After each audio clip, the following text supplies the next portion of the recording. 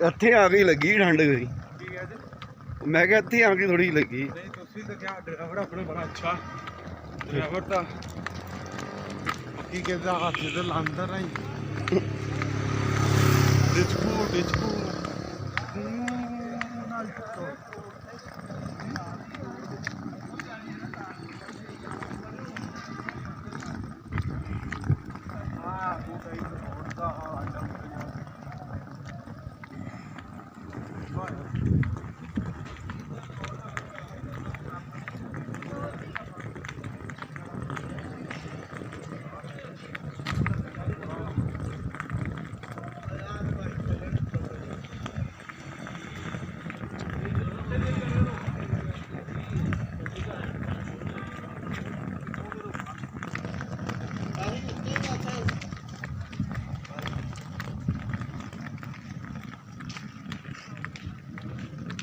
ਉਹ ਕਈ ਦਾ ਭਾਈ ਇਹਦੇ ਨਾਲ ਕੋਈ ਨਾ ਆਉਂਦੇ ਤੇ ਚੰਗਾ ਉਹ ਹੀ ਆਉਣਾ ਜਿਹਾ ਗਲਤੀ ਨਹੀਂ ਕੀਤੀ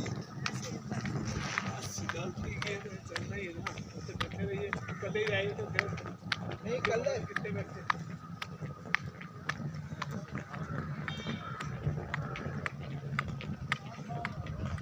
ਬਾਹਰ ਵੀ ਤਾਂ ਪਹੁੰਚ ਕੇ ਜਾਣ ਵਾਲੀ